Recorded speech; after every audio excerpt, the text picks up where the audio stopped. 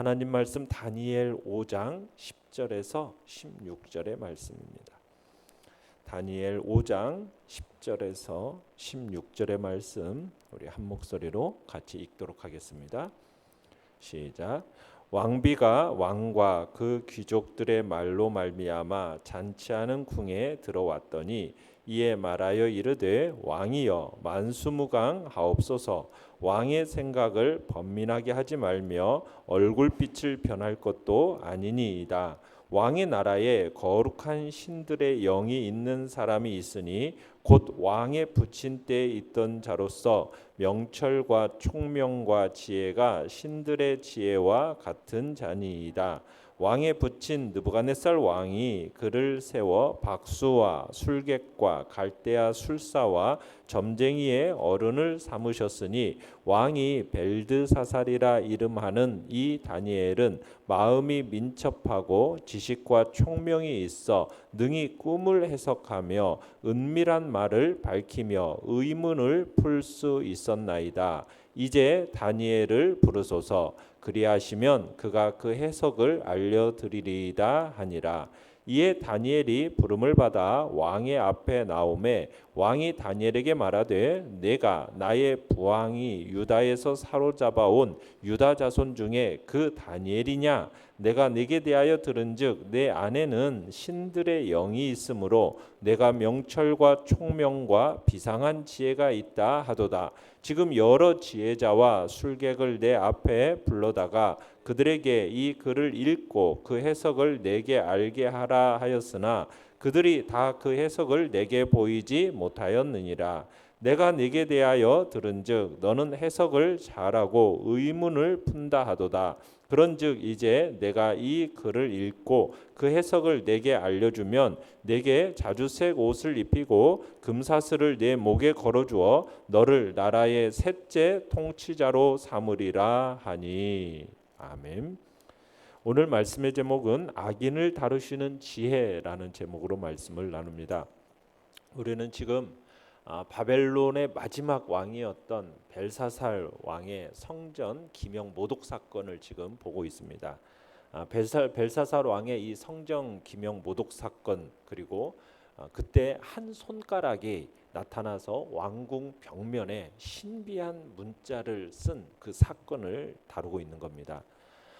그 신비한 문자를 해석해내면, 그 문자를 판독해내면 왕이 엄청난 포상까지 약속을 했어요. 그럼에도 불구하고 지혜자들 가운데, 바벨론의 지혜자들 가운데 한 사람도 이 왕궁 벽면에 쓰여진 글자를 판독해내지를 못하게 됩니다.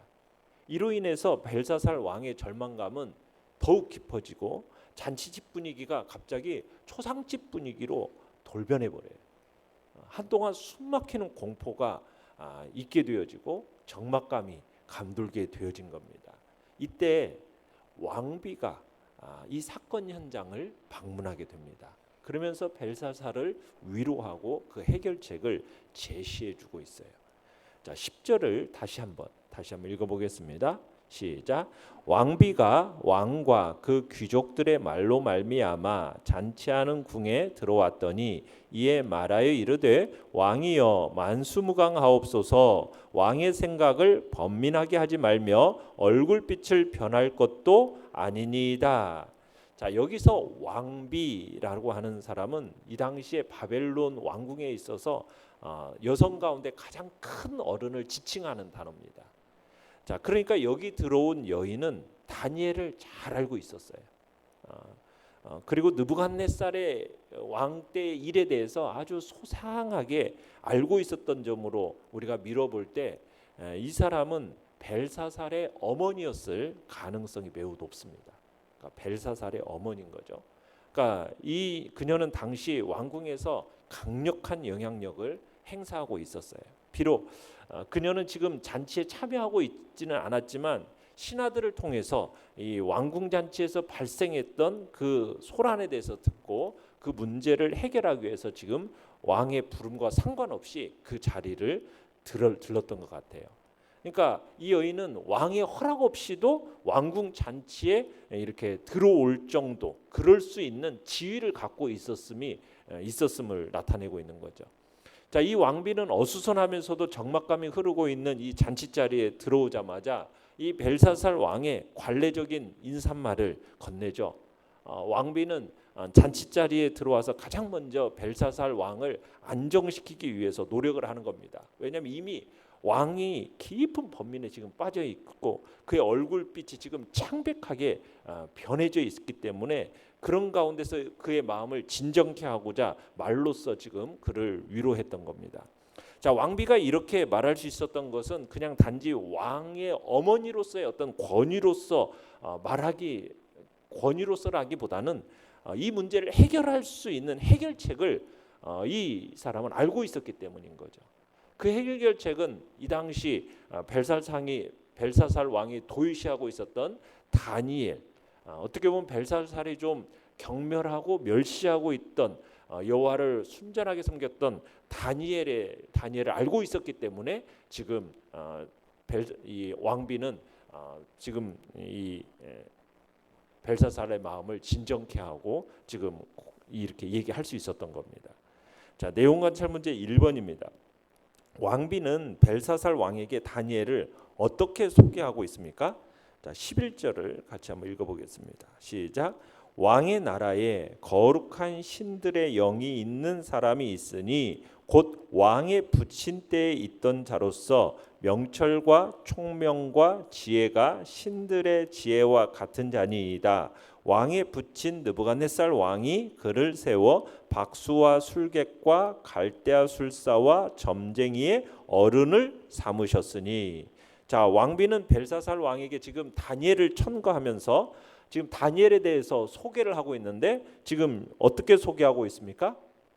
왕의 나라에 거룩한 신들의 영이 있는 사람, 이렇게 소개하죠.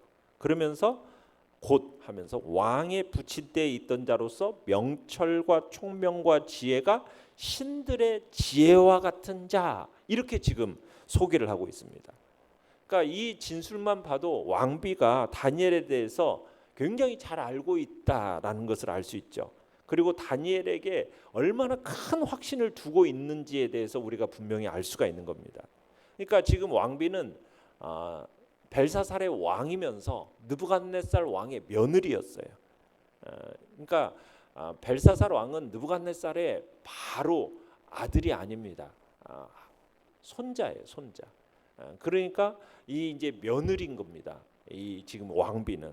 그러니까 느부갓네살의 며느리로서 다니엘이 느부갓네살에 의해서 절대적인 신임을 받았던 사람이고 또 왕실의 여러 지혜자들을 관할하는 그런 자리에 있었던 사람으로서 굉장히 온갖 일을 주도 면밀하게 행했던 사람으로서 소개하고 있는 겁니다. 그러니까 느부갓네살 왕이 여러 가지 어려운 문제들, 난해한 문제들에 직면해 있을 때마다 이 문제들을 해결해 줬던 사실들을 잘 알고 있었던 거죠. 이런 이유로 지금 왕비는 이번의 경우에도 다른 모든 지혜자들이 해결하지 못한 이 문제지만 다니엘만큼은 확실하게 해결할 수 있을 거라는 확신이 있었던 겁니다. 일찍이 느부갓네살 왕도 다니엘에 대해서 이렇게 말했었어요. 거룩한 신들의 영이 있는 사람, 이런 표현을 느부갓네살도 다니엘에 대해서 썼었거든요. 그러니까 왕비도 이 증언을 통해서 이것을 다시 한번 확인하고 있는 겁니다. 그러니까 왕비는 다니엘이 보통 사람들과는 달리 영적인 영역에 속해 있는 매우 특별한 인물로서 소개하고 있는 겁니다. 그러니까 다니엘은 당시 인간의 힘과 지혜로 해결할 수 없는 어떤 초월적인 현상들, 신비한 사건에 대해서 신적인 지혜로서 해결할 수 있을 것이라는 의미를 지금 전달하고 있는 거죠. 그러니까 왕비는 이 다니엘을 가리켜서 정신적으로 보통 인간 차원을 넘어선 그런 신들의 지혜 수준까지 올라간 사람, 이렇게 지금 소개를 하고 있는 겁니다. 자, 12절도 읽어봅니다. 시작. 왕이 벨드사살이라 이름하는 이 다니엘은 마음이 민첩하고 지식과 총명이 있어 능히 꿈을 해석하며 은밀한 말을 밝히며 의문을 풀 수 있었나이다. 이제 다니엘을 부르소서. 그리하시면 그가 그 해석을 알려드리리이다 하니라. 자, 다니엘은 초월적인 판단력, 신적 총명과 지혜가 있는 사람. 그래서 이런 문제들에 대해서는 그에게 있어서는 결코 어려운 일이 아니었을 거라는 거죠. 과거 느부갓네살의 어떤 꿈을 밝히고 해몽한 그 사실을 통해서 이미 입증되었듯이 왕비는 이 사실을 상기시켜 주면서 다니엘이라면 이 문제를 넉넉히 해결할 수 있다. 그러면서 지금 왕에게 천거하고 있는 것입니다. 내용 관찰 문제 2번입니다. 자, 벨사살은 다니엘에게 무엇을 확인했으며 부탁한 내용은 무엇입니까? 자, 13절 14절 다시 한번 읽어봅니다. 시작. 이에 다니엘이 부름을 받아 왕의 앞에 나오매 왕이 다니엘에게 말하되 네가 나의 부왕이 유다에서 사로잡아 온 유다 자손 중에 그 다니엘이냐? 내가 내게 대하여 들은즉 내 안에는 신들의 영이 있으므로 내가 명철과 총명과 비상한 지혜가 있다 하도다. 자, 이 당시 다니엘의 나이를 어떻게 보느냐면 약 한 75세 정도로 보고 있습니다. 그러니까 이 당시의 나이로서 다니엘은 이미 관직에서 은퇴한 상태 가운데 있었던 것이고, 이 당시에 그냥 평범한 삶을 살고 있었던 거예요. 그러니까 그렇지만은 바벨론 도성에 다니엘이 있었던 것으로 보입니다. 그래서 왕의 부름을 받자마자 그렇게 많은 시간이 지나지 않아서 왕궁에 들어온 걸 볼 때 바벨론 왕 그 도성에 살고 있었던 거죠. 그래서 벨사살 왕의 이제 부름을 받고서는 왕궁으로 들어온 다니엘에게 이 벨사살 왕이 건넨 첫 마디가 뭐냐면은 뭐라고 얘기하고 있습니까?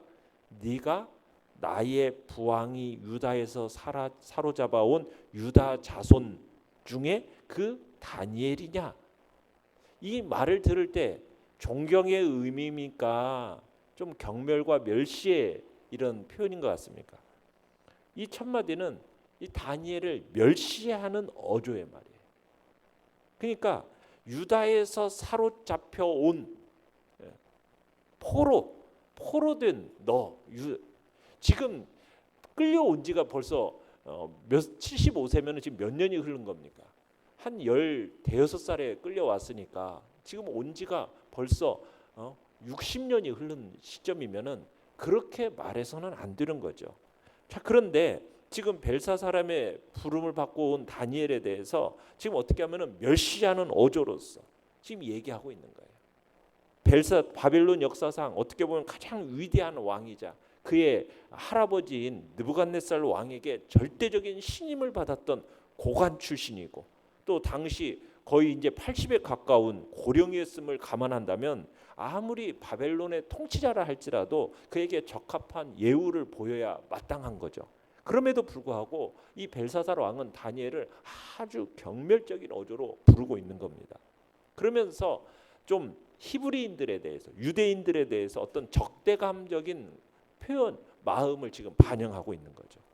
그러니까 왕의 직위만 가지고 있었을 뿐이지 이 벨사살 왕은 왕으로서의 어떤 품위를 갖추지 못하고 있는 어떤 경박하고 무례한 자라는 사실을 우리가 볼 수 있는 겁니다. 자, 16절 또 읽어보겠습니다. 시작. 내가 내게 대하여 들은즉 너는 해석을 잘하고 의문을 푼다 하도다. 그런즉 이제 내가 이 글을 읽고 그 해석을 내게 알려주면 내게 자주색 옷을 입히고 금사슬을 내 목에 걸어주어 너를 나라와 나라의 셋째 통치자로 삼으리라 하니. 자, 여기서 보면은 내게 대하여 들은즉, 그러니까 내게 대해서 들었다라는 거죠. 14절도 한번 가서 보시면은 내게 대하여 들은즉 똑같은 표현을 지금 14절, 16절 이렇게 시작하고 있는데, 왕비는 그러니까 이 벨사살 왕의 어머니는 어떻게 보면 다니엘의 이런 초월적인 능력을 직접적으로 경험을 통해서 알고 있었어요. 그러니까 벨사살은 다니엘에 대해서 어떻게 듣고 있는 겁니까? 그냥 풍문을 통해서 들은 듯한 표현을 지금 거듭 사용하고 있는 거죠. 그러니까 다니엘의 능력에 대해서 불신하고 있는 겁니다. 어떻게 보면은 이 불신의 마음을 은연중에 드러내면서 이 다니엘을 평가절하하고 있는 겁니다. 그러니까 벨사살은 다니엘에 대해서 자신의 불신을 은연중에 드러내고 있는 거예요. 그러면서 신비한 이 문자의 해석을 요청하면서 어떻게 하냐면은 가정법을 사용하고 있어요. 뭐뭐 하면, 그죠? 내게 알려주면. 그러니까 이 벨사살은 이 다니엘의 능력을 온전히 신뢰하지 못하고 있는 거죠. 다니엘에 대한 그 기대치가 어떻게 보면 왕비가 다니엘에 대해 거는 기대만큼 높지 않았던 것으로 보이는 겁니다. 그러니까 벨사살 왕은 왕궁 지금 내벽에 기록된 이 신비로운 글자를 판독하는 주는 자에게 주겠다라는 어떤 처음의 보상에 대해서도 다니엘이 공정하게 제시는 하고 있습니다. 그러나 벨사살 왕은 다니엘에 대해서 그만큼 큰 기대치를 가지고 있지 않고 평가절하하고 있는 모습을 우리는 보게 되는 거죠. 연구와 묵상 문제 3번입니다.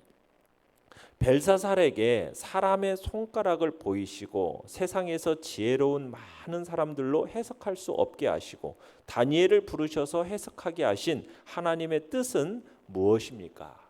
자, 지금 교만의 극치를 달리고 있는 이 벨사살 왕을 어떻게 보면 그 왕의 심판을 앞에 두고 있어요. 그러면서 하나님의 백성인 유다인을 딱 세워서 잃어버린 하나님을 되찾게 하기 위해서 지금 하려는 뜻이, 하나님의 뜻이 여기에 있는 겁니다. 그러니까 살아계신 하나님의 지혜를 우상들은 알 수 없다라는 거죠.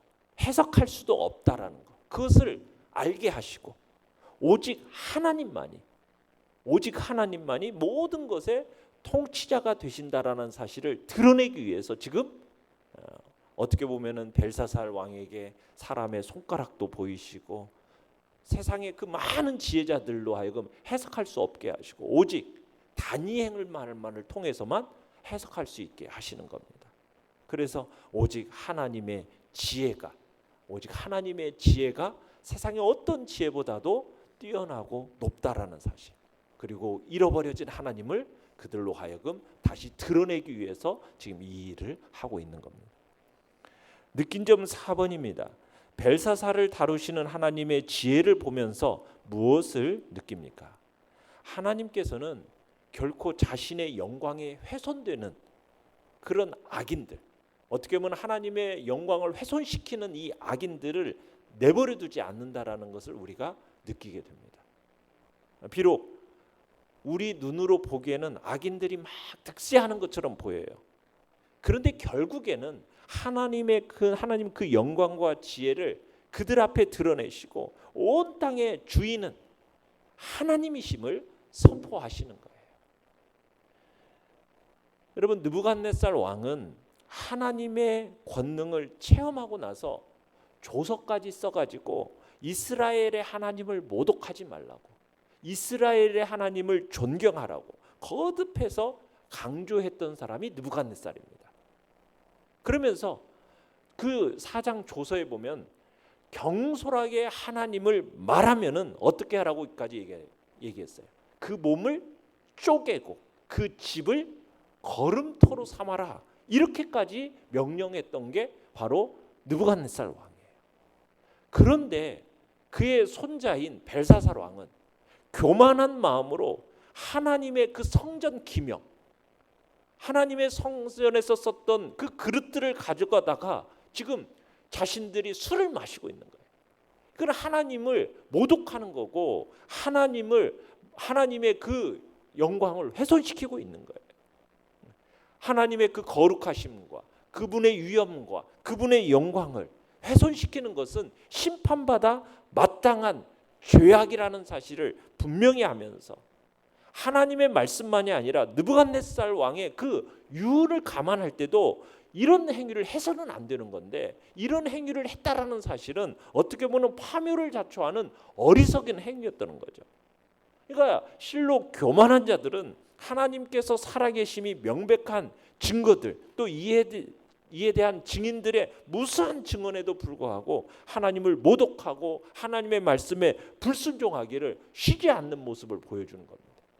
결국 벨사살이 그런 최후가 어떻게 되는지를 보여주는 거죠. 모든 교만한 자들의 운명이 어떻게 나타나는지, 그게 무엇인지 분명하게 보여주고 있는 장면이 바로 벨사살의 최후의 모습인 것입니다. 이런 걸 볼 때 우리는 정말 하나님은 어떻게 우리가 그분의 영광을 존귀하게 드러내고 우리는 그분 앞에서 얼마나 겸손한 자로 살아야 될지를 우리가 다시 한번 생각하게 되는 것입니다. 우리의 마음속에 교만한 마음은 다 내어버려야 돼요. 오직 하나님 그분만이 높아지시고 그분의 영광만을 드러내기 위해서 우리는 겸손히 하나님의 뜻을 구하고 주님 앞에 겸손히 기도의 자리에 서서 하나님의 은혜를 구하는 것이 우리가 이 땅을 살아가는 지혜임을 우리에게 다시 한번 가르쳐주고 있는 것입니다. 결단과 적용 5번입니다. 하나님의 지혜보다 인간적인 지혜와 방법에만 의지하고 결단한 것은 없습니까? 그렇다면 이제 내 생각을 내려놓고 어떻게 마음을 돌이켜 실천하겠습니까? 우리가 인간적인 방법, 인간적인 지혜, 이 모든 것들은 이 시간 다 내려놓고 겸손히 내 생각은 다 내려놓고 오직 하나님 그분만을 높이면서 우리가 하나님의 은혜를 구하는 자리, 하나님의 지혜를 구하는 자리에 항상 서겠다고 결단하면서 이 시간에 나아가시길 바랍니다. 오늘의 기도 같이 읽겠습니다. 시작. 항상 하나님께 지혜를 구하면서 말씀을 부지런히 상고하며 기도에 힘쓰게 하소서. 아멘. 말씀을 생각하며 기도하시고요.